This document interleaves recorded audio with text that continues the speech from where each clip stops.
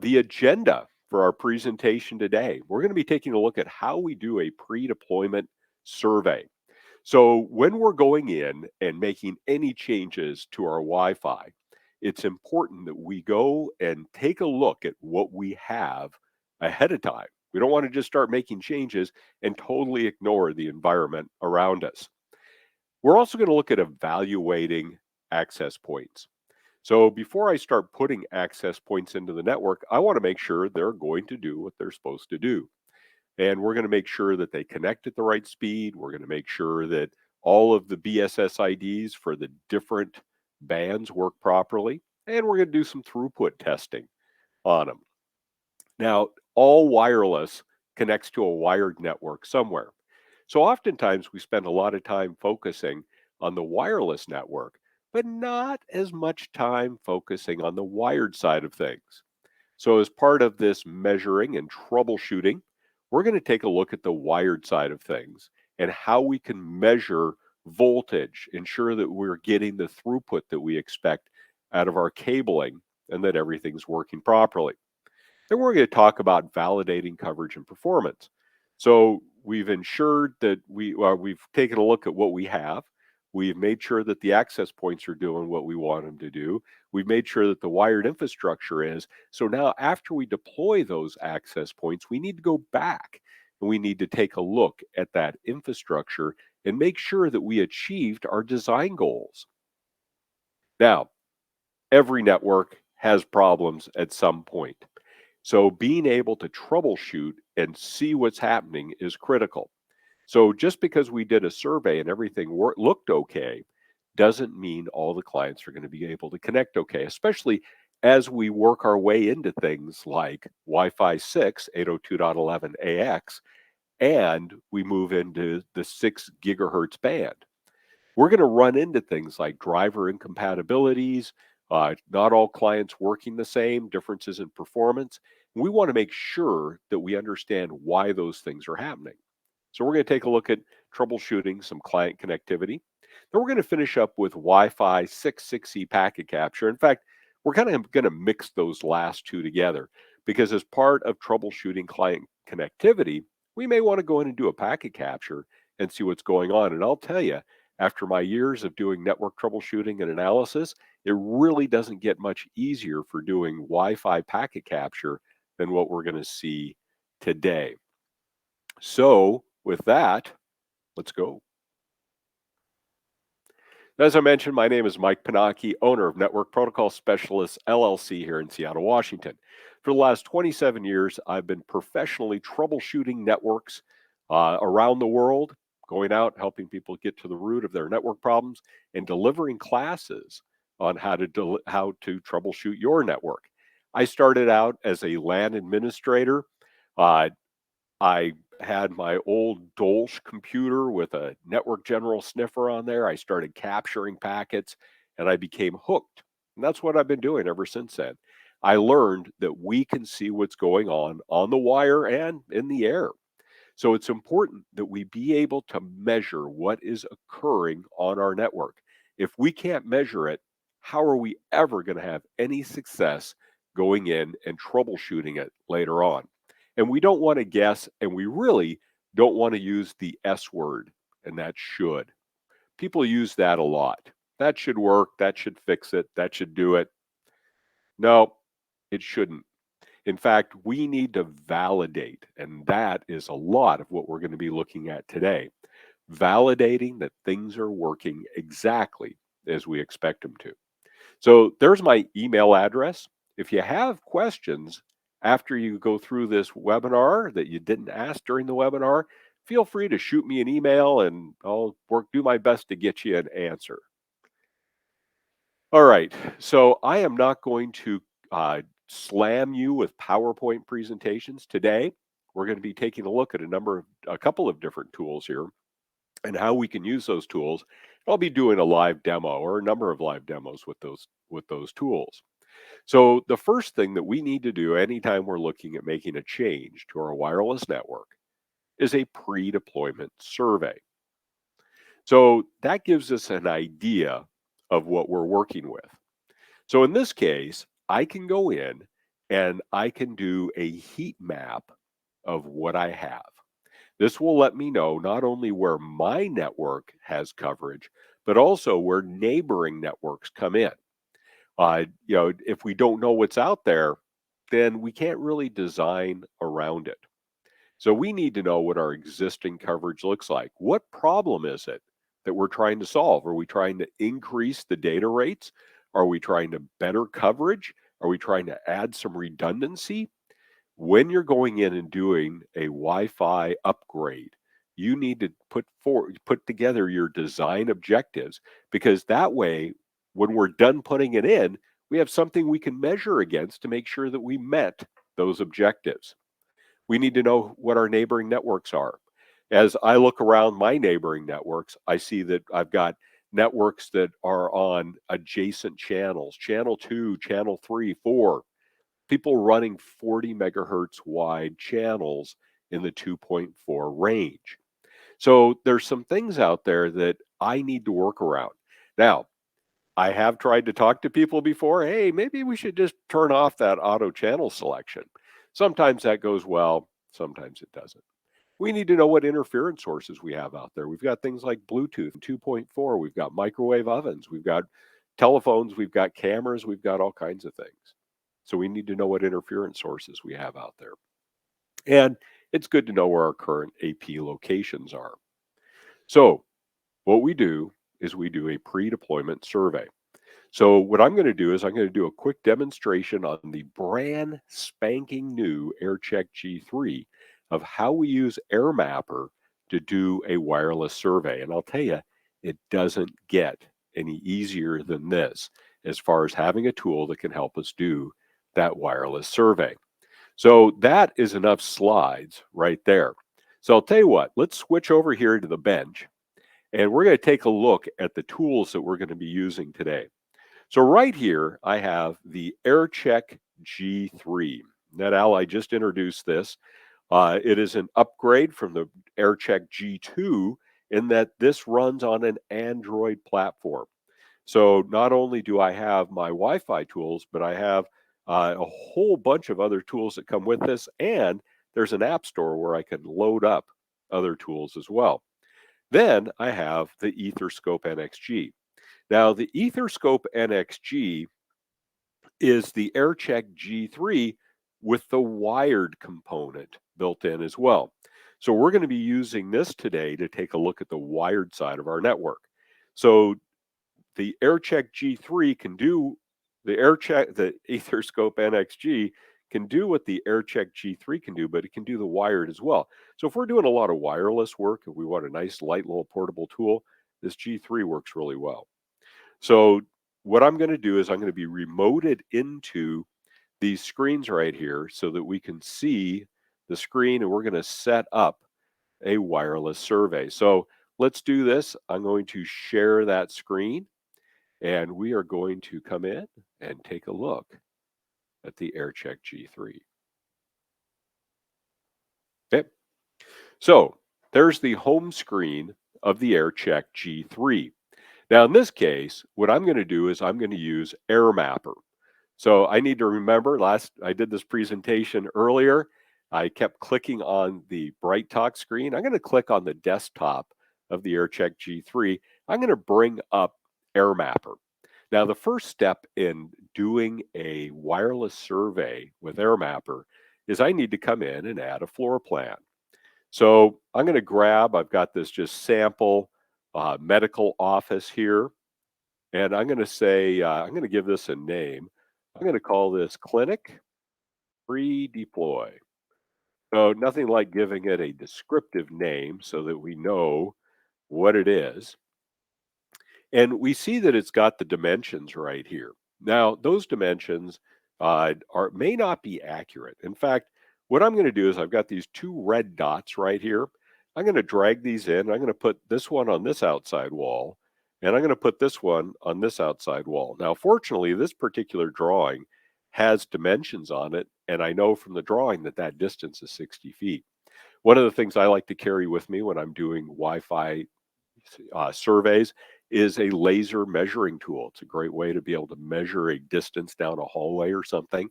But I used this as a way to go in and calibrate that. And I know from the diagram that that is actually 60 feet between those 2 points. So now I've calibrated that floor plan. The next thing I do is I set my signal propagation. Now, my signal propagation says that if I take a measurement right here, that I can assume that this is going to be the diameter of area where that signal is the same.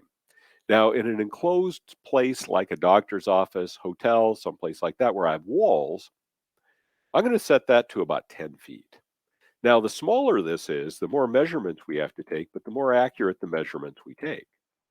If I'm doing an outdoor survey, I might set this to 100 feet, 200 feet, and now I'm only taking measurements every so often. What we're going to see is when we take a measurement, it's going to draw a circle on there. It's going to let us know what area it's measured. So now that we've set that, I'm going to go back, and I'm going to go back. Now, in this case, I am going to do a passive survey. We have a couple of options here. We have passive current scan. This is going to give us the fastest measurement. We have scan once. This is going to give us a little more accurate passive scan, but we have to wait for it to scan through the channels at each point. And then we have connected. And this is where we actually connect to a network and take measurements. Now, when we do the post-deployment scan, we're going to do the connected. But in this case, we're going to do passive so that we can collect information about all of the networks and devices that are out there around us. Now, I have also turned on Bluetooth on the AirCheck G3. Now, by turning on Bluetooth, not only is it collecting information about the Wi-Fi, the 802.11 wireless network, it's collecting information about Bluetooth signals. So I can get an idea of how much Bluetooth energy I have in the area. Now I've set the dwell time to 110 milliseconds. This gives me enough time that I can sit on each channel and pretty much be guaranteed to get the beacons. I'm not going to override anything. So we're going to come back here, and now I'm ready to begin. That's the setup. Now I'm ready to begin my survey. So what I'm going to do is I'm going to zoom in here using the touch screen. And I'm going to start right here at this entrance to the building. So all I have to do is come up here, hit start. It says, we're going to be using the wireless management passive survey. We're using that setup. I'll say great. And I take a reading at my first location. Now, I'm going to sit at this first location until that circle turns green. Once it turns green, that tells me that it has scanned through all the channels. So then I just start walking up here, and I walk up to the edge of the circle, and I take another measurement. And I'm going to move over here into this health office right there. I'm going to take a measurement right there. Then I'm going to walk out. I'm going to click right there. By clicking when I change direction, it just gives the path line. Looks a lot nicer on there. So now I can start working my way through. And it doesn't hurt if these circles overlap each other. But now I can start working my way through this office, taking measurements. Now, once I've taken all my measurements, I hit stop. And I can stop, I can resume. But in this case, I would upload this to Link Live. Now, if you're using Air Magnet Survey Pro, we could export this to a file that could then be imported into Survey Pro. But I'm going to upload it to Link Live. So now, if I come in and I change my screen share right here, and we come over here and we change over to Link Live. Now you say, Mike, what's Link Live? Well, Link Live is the cloud-based results management and analysis tool that comes from that NetAlly has that allows me to upload these test results. And this is what's really cool is I've worked on projects before where somebody has been at a remote site. I sent them the air check. I loaded the floor plan up on it, and I said, here's all you have to do is go to AirMapper, tap where you're at on the screen, and upload it. Well, as soon as they uploaded it, it appears out here in Link Live. So they did one area, they uploaded it to Link Live, I took a look at it and said, "You are doing a good job. That's exactly how we do that." Then they went off and did the next area. So we can see immediate results in here. So right here, if I come into Wi-Fi survey, we can see our survey right there. In fact, let me just blow that up to full screen here for us. So there is my Wi-Fi survey, and it shows me what my my strongest AP values are at each of these locations. And when I said path, if I click on path right here, it shows the path that I took through there. I can do things like, hey, show me where my AP locations are in there. But what I want to do is I want to start applying filters. Now, in this case, I could come in and say, you know what? I don't want to see my networks. So I could come in and start turning off my networks. I'm going to turn off Xfinity because I've got a Comcast modem in here. I'll hit apply. So now by turning off networks that aren't mine, it starts giving me an idea of what the signal strength is from these other networks. And if I see I've got a signal down here of negative 59 in this area, I could click on that and I could start getting an idea of what networks are affecting the front of this building the most. And this is where, I see this one right here that is on channel one, and it's got a 40 megahertz wide channel. And I kind of want to steer away from that. I don't want to run into issues, but we can see for that measurement point what networks are out there. So this gives us a good idea of what we have. So then that way, when we go in and start making changes, we know exactly why we're making those changes. All right. So that is our pre-deployment survey. So we do that survey, we can generate a report out of Link Live and then use that information to figure out how we want to lay out our new network. So after we get done doing that, now we want to take a look at access points. Just because somebody says an access point does something doesn't necessarily mean it does. So, not all APs are created equal. In fact, some of the testing I was doing in preparation for this webcast, I have two APs, different models, same manufacturer. One of them performs pretty well in some locations, and one of them doesn't. And so, it's looking at what are the differences between these. Why is one performing better than the other? Now, what we can do is we can start taking a look at details about that AP. We can drill into that what that AP is advertising. And we could, you know, go in and see how is it configured. But by taking a careful look at what it's sending out, we can get an idea of what is it actually advertising. So there's a few things that we want to take a look at when we're evaluating APs. And that is if we set up a single SSID for all three bands, 2.4, 5, and 6, is it pushing us over to 6 like we expect to? Is it moving us from one band to the next? Are we ending up where we expect? And in that case, I've got three BSS IDs, right? Because I've got one for 2.4, one for 5, and one for 6. Are each of those operating properly? So, in taking a look at that, these are things I want to dig into. So, let's go over here and take a look at a few things that I want to take a look at when I'm looking at an AP. So, we're going to end that slideshow.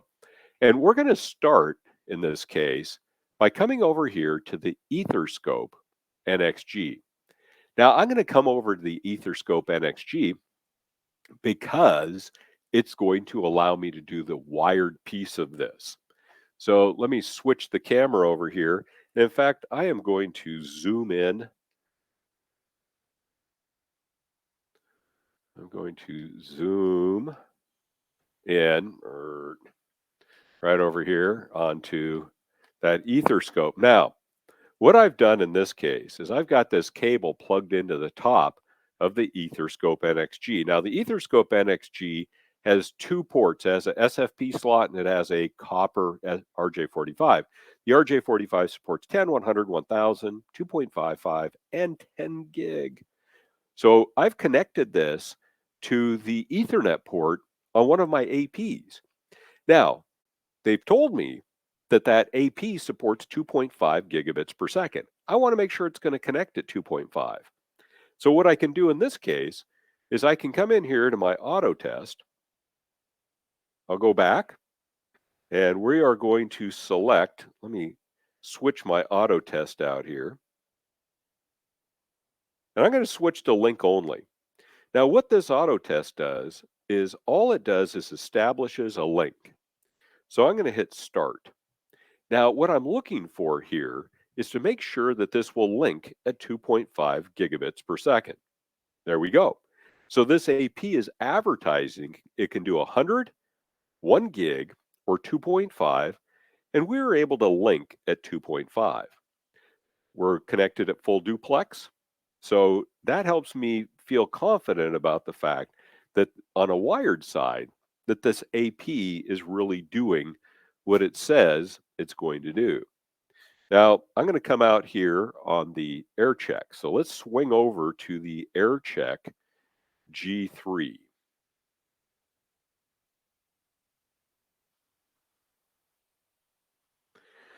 So wired portion works okay. That's great. That's what I want to see. So now what I'm going to do is I'm going to come out here to auto test on my AirCheck G3. And I'm going to load a profile I put together. So I'm going to hit load. Now what's nice is I can put these profiles together and save them and then load them later. So it makes it really easy to create a set of tests. Now, in this case, what I've done is set up a set of tests that connects to each of the BSS IDs on this access point. So I'm going to go ahead and hit start. So what I'm doing out of this test is I'm ensuring that I can connect at 2.4, I can connect at 5, and I can connect at 6. Just because that radio is turned on doesn't mean that somebody set up the right passphrase on it. It doesn't mean that that radio's been configured properly. Now, when we run this test, what we notice is that there's a little green chain link up there. That tells me that the Wi-Fi port on the AirCheck G3 is linked to that particular network. Now, we see that that link has now moved to 5 gigahertz and we've got a green Wi-Fi symbol. I'm going to go ahead and expand that. What this does is it shows me that I've connected to the network. I was able to achieve a phi rate of 286.8 megabits per second. Shows me what channel I connected on, and I was able to get an IP address. I'm going to go ahead and go back. We see that 5 gigahertz worked. And in this case, I connected at 1.1 gigabits per second. I connected on channel 124. That's how the AP is configured. So I know that this is working exactly the way that I configured that AP. And what's really neat is I can come in and click on that link, and it's going to show me some information at the time it was connected, what the signal is from this AP. We can drag that, we'll drag that up. I can see things like retries. I can graph out my phi rate over time. But what I really like is I can come down here and click on my connection log. And this is going to show me how I connected to that AP. I don't have to do a packet capture. The information is right here. So if I had trouble connecting to the AP, I could use this as a way to determine why I was having trouble doing that. Now, if we come back, what I did, we connected at 6 gig. And what I did was I added a test at the end that just connects to that SSID. So I wanted to make sure that that AP was doing its job and pushing me over to 6 gig because the AirCheck G3 is 6 gigahertz capable, Wi-Fi 6E. So in this case, you betcha, we ended up on channel 69E, which is the way that's configured. And we're connected at 2.2 gigabits per second. Now, that's great. I'm connected. Now I want to do a throughput test and see what kind of throughput I'm getting. So I'm going to come back here, and because I'm linked right here, I have an IP address on the network. So I'm going to go back to my home screen. I'm going to go out here to iPerf. So there's an iPerf application on the AirCheck G3. Now I'll come down here and I'll go to configure. I'll go to my IP address, and I am going to blank out that IP address. Now, what will happen is the AirCheck G3 will go out and talk to Link Live and find all of my test accessories. Now, my test accessories are little PoE powered iPerf servers. I can deploy them anywhere I want in my network. So in this case, I'm going to grab the test accessory that's on my network. I'll hit OK. I'm going to go back. Now I can set my thresholds in here. So I can choose my protocol, UDP or TCP. It's really going to depend on whether I'm doing data transfers or doing streaming. I can set my thresholds. So I'm going to set my downstream threshold. I'm going to set that to 300 megabits per second. I want to make sure that I can get at least 300 megabits per second out of this. Now, we can set a custom value up to 500 megabits per second. That's about where iPerf maxes out on the AirCheck G3. Maybe just a little bit more, but right around there. So I'm going to hit start. So we're going to go ahead and we're going to run this test. So this allows me to make sure that I'm getting the throughput out of that AP that I expect. So we see we've got our dotted line, which is our threshold. We were above our threshold for the entire test. In fact, we averaged about 424 megabits per second.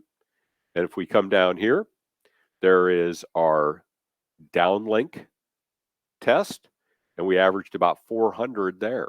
So that's fantastic. I'm getting the throughput that I expect out of that.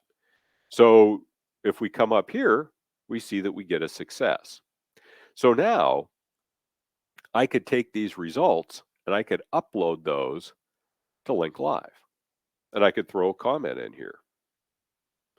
This is the AXE 11,000 AP test.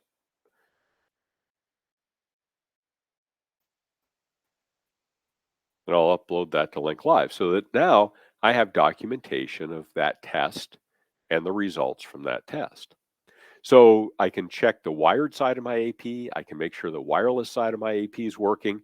In fact, if I come out here and I go to Wi-Fi and I find that device right there, I can go to rates and capabilities and it will show me in gory detail all of the information about what this AP is sending out. So I can take a look at, my RUs. I can take a look at my guard intervals. I can take a look at, my all of my different parameters in here. I can see what my MCS is. This allows me to get a very clear view of what this AP is advertising. I can make sure I'm hitting all those marks as far as what I expect out of the AP. So we validate the AP. We make sure that that is working properly. Next, we need to validate our wired infrastructure. So when we go to plug in the AP into our network, we need to make sure that we're getting the link speed that we expect out of our link going to the AP. We need to make sure that we're connected to the correct VLAN, and that if the AP is supporting multiple VLANs, that all of those VLANs work properly.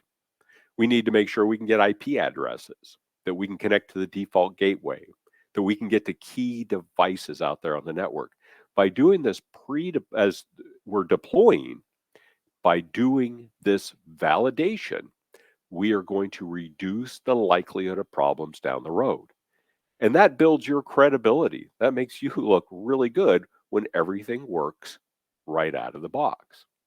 Now, in addition to making sure that we have the connectivity that we need to make sure that PoE is working. And this is critical as we move into the Wi-Fi 6E world. And the reason for this is because we're increasing the CPU power on the access point. It's having to do more work. We're increasing the number of radios in there. In doing so, we increase the power requirements on the network. So in this case, one of the things that can happen is if we don't provide enough PoE, the 4x4 radio that you thought you deployed may only be operating at 2x2. And it's not going to tell you necessarily it's doing that. but you're not getting the performance out of it. It's not working the way you expected it to. And random reboots can occur. So these are things that can happen if we don't get enough power. Voltage is important, but power is critical. And so that's why when we go in to validate this, not only do we need to be able to measure what the voltage is, but we need to be able to measure how much current is being provided out there at the far end. So let's go ahead and take a look at that. So I'm going to grab the Etherscope NXG for this piece of it. We'll share that. We'll come over here to the bench. So what I'm going to do with my Etherscope NXG, so I'm going to disconnect this cable. Got to make sure I got all the right cables here. And I'm going to plug this cable in right here. Now, it's going to automatically start running a test. We're going to go back. In this case, I'm going to change my test.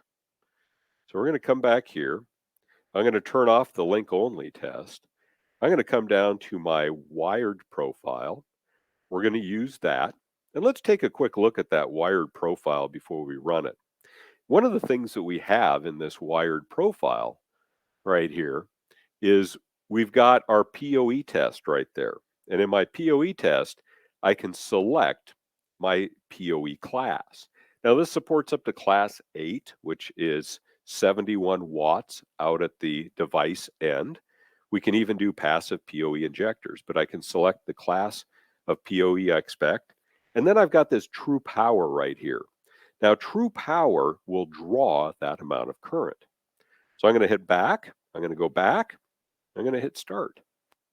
So now what I'm doing is I am drawing, I'm going to connect, I'm going to draw that power, and we see that we've got 43 volts of PoE coming out there. We got a green lightning bolt. That's got to be good. So when I look at that, I see that my requested class right here was class 3, which is 13 watts. I received 13 watts. My unloaded voltage was 43 volts. And when I loaded that down, I got 46.3 volts. So that's all a success. I was able to connect at gig for this particular switch. And right here, I see all of the VLANs that are visible on here. Now that's nice. I mean, now I know that I've got multiple VLANs on there. Now what I could do is, let's just go in. I'm going to show you real quick. I could take that wired profile, I could duplicate it. And I'm going to say, we're going to back up. I'm going to say VLAN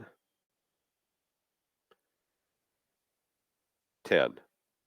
Say okay. Now I'm going to come into my configuration and I'm going to set my 802.1q VLAN tag to VLAN 10. So now both of these are checked. So what I want to show you is when I hit start right here, what that's going to do is that's going to run both of those profiles. So now it's going to check the native VLAN, make sure that works. And after it gets done checking the native VLAN, it's going to connect again, but this time it's going to use an 802.1q VLAN tag of VLAN 10. So if I have an AP that supports multiple access points, or sorry, back up. If I have an access point that supports multiple SSIDs and each one of those SSIDs uses a separate VLAN, I need to make sure both of my VLANs are working properly. And in this case, they are. We got green cables. That tells me that I was able to connect. I will click on the right thing here one of these days. I was able to connect. I got an IP address on VLAN 10 and that's working. These results are then uploaded to Link Live. And as with the other one, I could add a comment right here. And I could say AP16 just as a number to throw in there. So I could give this a label of the AP that I'm connecting to this. And what it does is right here, it shows me which switch and port this is connected to. So later on, I could search Link Live and find out which port, which switch that was connected to, and I could see that these actually worked. Now, the last thing that I want to test, I want to show here is, let's say, for example, excuse me, let's say, for example, you are deploying these APs across your existing cabling, which could be Cat5e. So we want to make sure that that is working properly. We want to make sure that the Cat5e cabling is doing what it's supposed to be doing, or even beyond. So what I've got back here is I've got a link runner 10 gig running. Now that link runner 10 gig is the wired features of the Etherscope NXG. So where the AirCheck G3 is the wireless features, the Link Runner 10 gig is the wired. That is running as a Lambert loopback. So let's go over here. We're going to switch cables one more time on our Etherscope. And this time, I'm going to plug into one end of a Cat5e link. I've got that Lambert running on the other end. So I'm going to come in here and I'm going to say, I want this to connect at the fastest speed possible for that device at the far end. And we're going to come in. You know what? Let's do this. I'm going to say auto. And let me just check the one here at the other end. Make sure that one's set to auto too. Yep, that is set to auto. So I'm going to start the loop back. So I'm going to come over here and I'm going to hit start. Now, what Lambert does is Lambert establishes a connection over that cable. It determines what the fastest data rate is that we can achieve across that cable. And then it will start doing a throughput test at that speed. Now we'll give it a second here.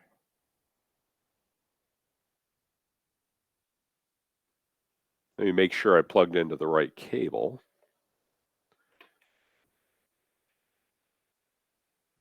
I did. There we go. All right. So it just took it a minute to go through and negotiate that, figure out what the highest speed possible was. So in this case, it's telling me for this Cat5e link that the fastest speed we were able to connect at was 2.5 gigabits per second. So now for the next minute, it's going to jam traffic across that 2.5 link, and it's going to come back and show us what the results are.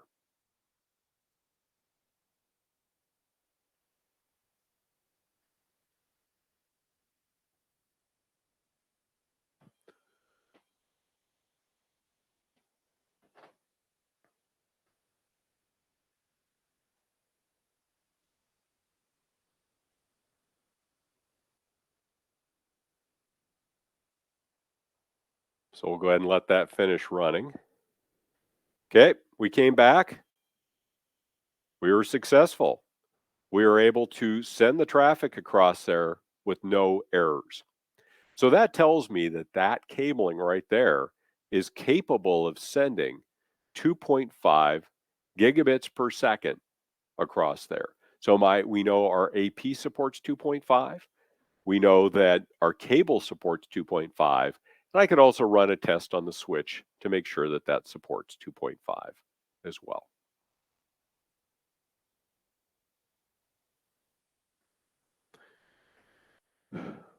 So validating coverage and performance. So now we've validated our wired infrastructure.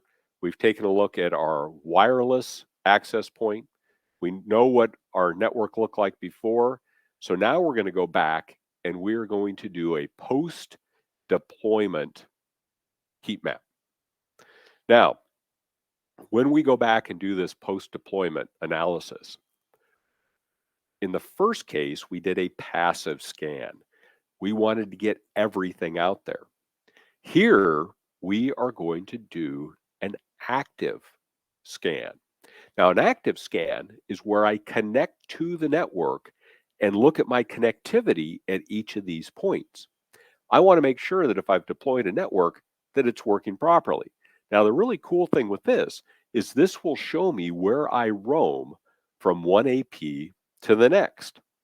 So in this case, I will set up an active survey and run that. So let's go ahead. We're going to end that. I'm going to share my ethers or my error check right here. I go to my home screen. I'm going to connect to my network. So what I'm going to do is I'm going to grab this test profile right here. I'm going to start that. We're going to connect using the test port on the AirCheck G2. And I want to make sure, I'm looking to make sure that this connects at 6 gig in this case. We'll give that a second to connect. So there we've connected. Shows me that my PHY rate right there is 1.9 gigabits per second. So now that I've connected, I'll come in here. I'm going to go to my air mapper. I'm going to clear out the survey that I had. I'm going to go to my settings. And instead of doing a passive scan, I'm going to do an active scan. And I'm going to give this a name of post deployment. Okay. We'll come back. I'll zoom in.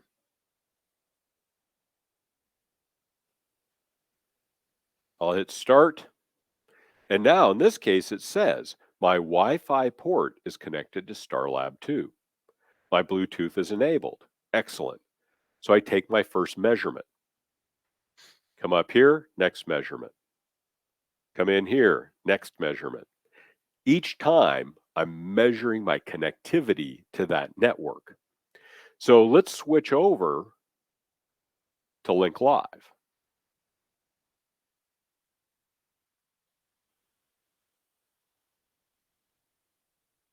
So if we switch over here to Link Live, we go to our Wi-Fi surveys, and I select my post deployment, and I look at my Wi-Fi survey. What this is going to show me now is my signal strength at each one of these locations. Everywhere that we see a dashed line right there is where I roamed.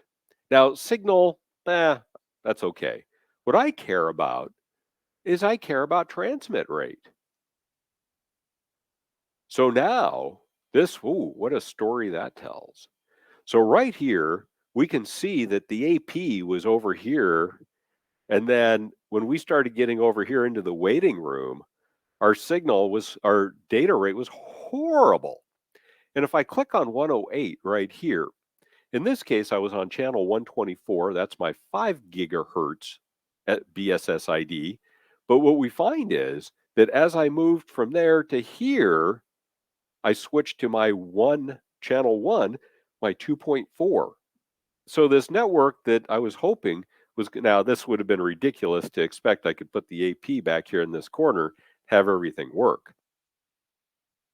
But in this case, we find that due to the attenuation of all those walls, we're down here into a horrible data rate for that. Now, in this case, this is where 8 got laid over a different 216. That is not 8,000. That's not 8 gigabits right there. So we've taken these different readings. If I say, hey, where do I think my AP was? Well, in this case, it didn't have one to place. I can see what my path was, so I can see my different speeds. But we find that we could place that better, and we may need to look and see if we need more than one AP. But by doing the active survey, we can go in and take a look at what's happening in each one of those. Okay. Now, there was a question about the connection log. So if we were to roam right here, now what we don't have that individual connection log for that, what I might want to do is go back and take a look at the connection log, just making sure here. I would want to go back to that area and run that and take a look at the connection log for that. But it's not uploading that individual connection log right there. I think there was a question about that.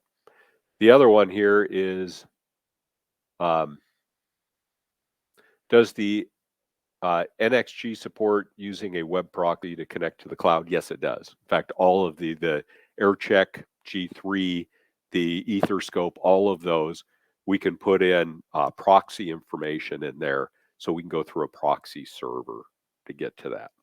So now I've done my survey. I've seen I've done a horrible job with my AP placement, and I could go back and I could say, well, maybe I need to reevaluate how I put that together. But by doing the active survey, I'm able to see exactly how things ended up. Okay. So the next one in here is troubleshooting client issues. So I need to be able to see what my clients are doing. How are my clients connected? What band are they using? What channel are they using? What security are they using? So this is where, and what I'm going to do for this next piece is I'm going to group the packet capture together with being able to see what's going on with a client. So we're going to come out here and we're going to crank up our air check. We'll share that. And I'm going to come out here to the home screen. I keep clicking on that. I just can't help myself. We're going to come out here to the home screen. We're going to go to the Wi-Fi app. Now, there's a couple of apps we have on here. One is our Discovery app. And let's take a look at the Discovery app. We're going to come into it from Discovery. Now, what's pretty slick about Discovery is Discovery not only discovers what's on the Wi-Fi, but once it connects to our wired network, it'll take a look at what's on the wired side as well. And I can apply filters to this. So I can use this as a way to zoom in and see what's going on out here. So I could say, you know what? I want to see device types. So I can take a look at network servers, APs, Wi-Fi clients. So here, I want to narrow things down to my Wi-Fi clients. So now it's going to show me my Wi-Fi clients.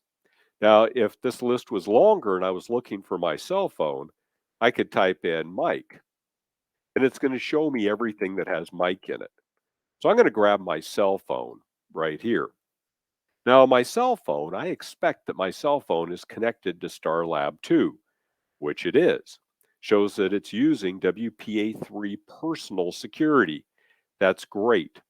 Now, here it shows me which AP I'm connected to and which channel. What? Okay, this is the kind of stuff that drives me crazy.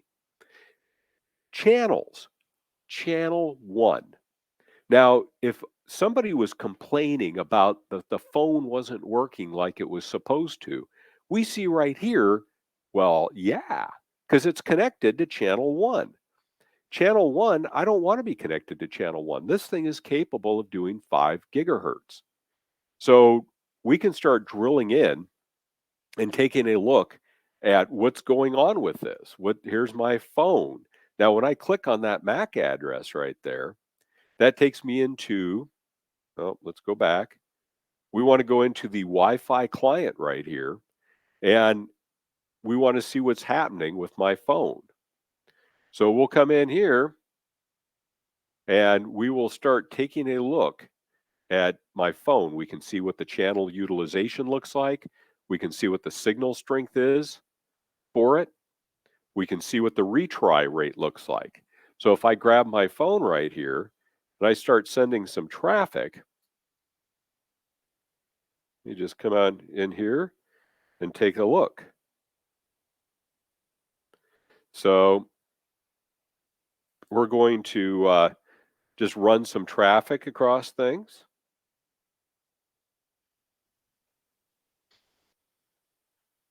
We can see the traffic going to and from that. Now, the thing is, this shouldn't be connecting on channel 1. Should be connecting on channel 124. So what I'm going to do is I'm going to turn off my Wi-Fi. I'm going to turn it back on again. And we will let this go back in and rescan.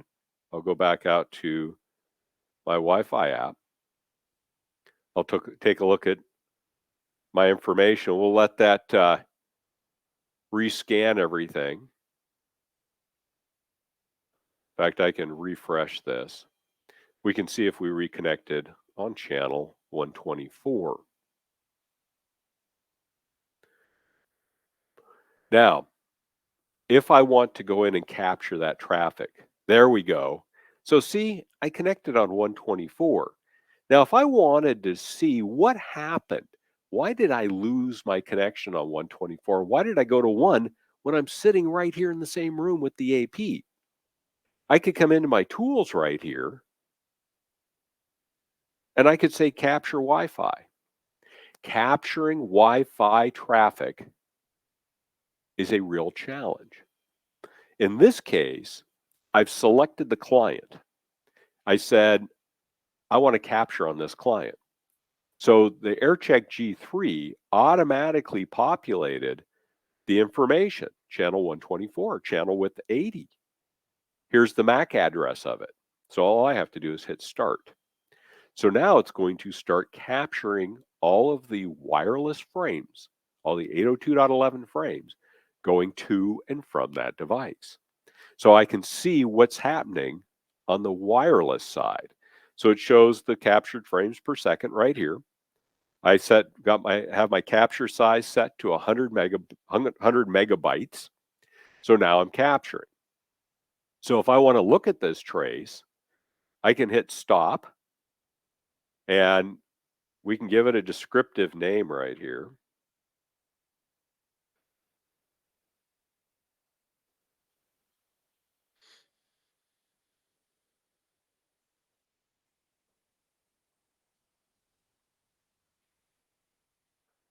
We'll save that. Now here's what I think is so cool. And that is I can have the AirCheck G3 out at the remote end doing my packet capture.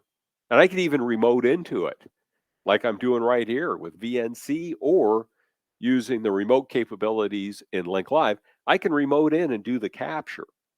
Then I can upload that capture to Link Live. So let's open Link Live. Let's come over here to our files. There is Mike Cell Demo 2. So I click on that and I hit export. I click on that, it opens Wireshark, and now I'm looking at the Wi-Fi traffic. So that's how long it takes to get that capture from anywhere in the world where I do the capture up to Link Live. And now I'm looking at that capture and I can start going through here and seeing what's going on. And I could start looking for, do I have any issues in here that would indicate why we're dropping channel 124 and going to channel 1. So I can monitor that over a period of time. All right, so we're going to end that. I think we're pretty much done. Let me just jump through the slides here. I always like to make sure I really use the slides to keep me on track. Excuse me. But in this case, it does not get any easier capturing the traffic. Now, with WPA3 and the pairwise key, it's more difficult to decrypt the traffic. And I've used the packet capture on these tools time and time again to troubleshoot communication issues on the wireless side between the client and the access point. We had a case where the client was sending a DHCP request on the wireless side, and we never saw it on the wired side. We had talked to the access point manufacturer about this. They said, oh, no, yeah, that's not happening. Talk to him. Finally sent him the traces. And they go, oh, yeah, that's a known problem. What? It's not till you have the packets that you can show them that they come back and say, yes, that problem. You mean the one I've been describing over and over again, but there you go. All right. So I've got just a quick little poll question here. I'm curious about what are you using to troubleshoot your wireless networks? Do you have anything? Are you just using a laptop and looking at the signal or doing a throughput test? Um, this gives me some feedback as I'm going through and doing these types of things. How are you approaching this and troubleshooting these types of problems? And one of the things that we find, especially as we're deploying new technologies, is we have to have visibility. We have to be able to see what's going on so that we can then take action on that. And if we don't have a way to measure that, then how do we know what to do? How do we know what to troubleshoot? So if I'm doing electrical work, you can bet I have my multimeter with me. If I've got if I'm doing woodwork, I've got my measuring tape, I've got measurement tools. We need to have measurement tools. So the good news is most people are using some sort of Wi-Fi analyzer for going in and doing this type of work. All right. Well, we've had a couple of questions come in. Let me just get this a little closer to me. We've got a couple minutes. If you have some other questions, I'd love to work on answering those. If you come up with something afterwards, there's my email address.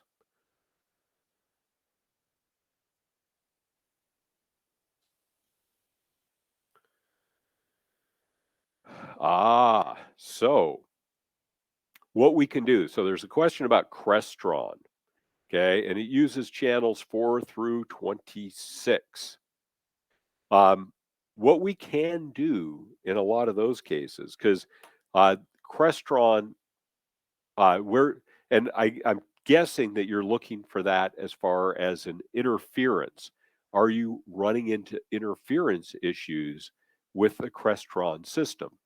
And one of the things that we didn't really touch on in here, and let me plug the adapter into the AirCheck G3.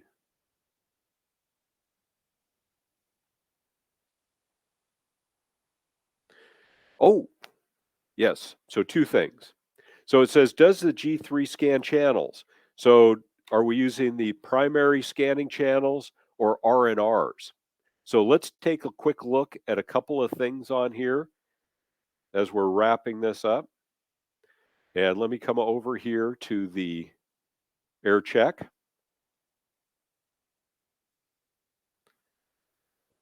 No integration with CloudShark yet, but that would be something good to ask them about.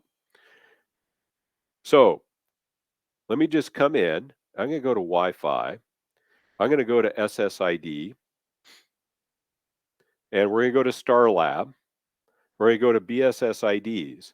Now you notice that right here we've got the little dash line right there.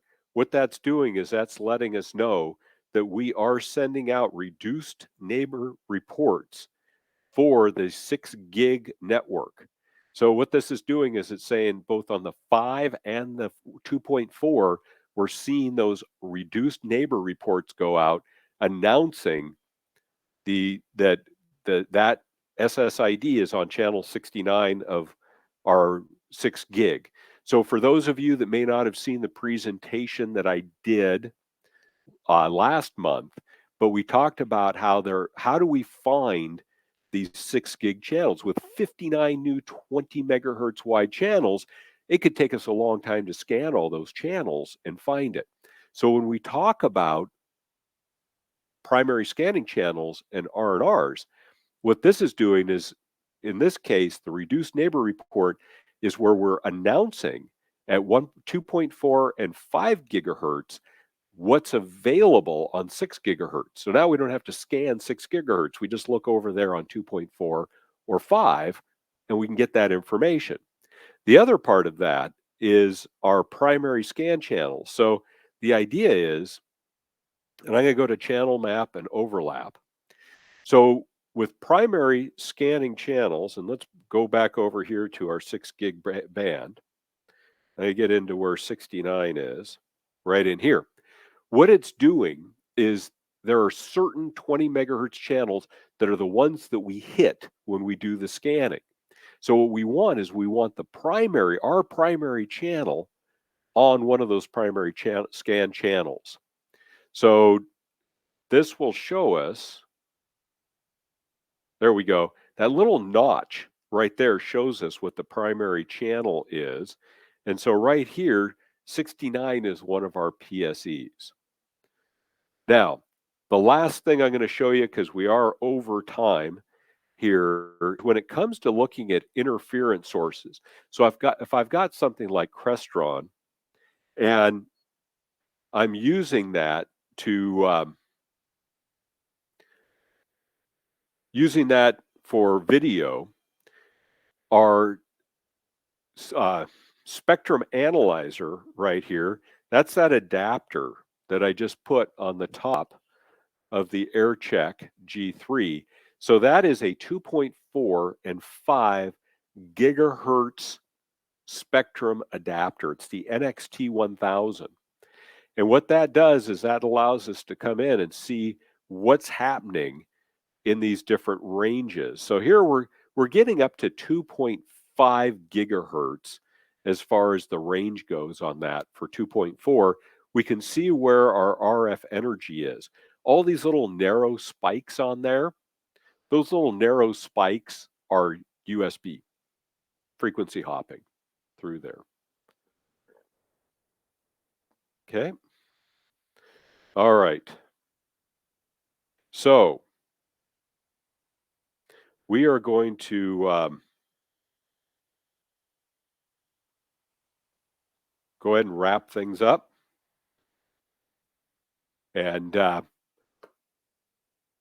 thanks for joining me. And I hope to see you in a future webcast. And we'll get things wrapped up. If you have any other questions, shoot me an email. Oh, and one last thing before we go.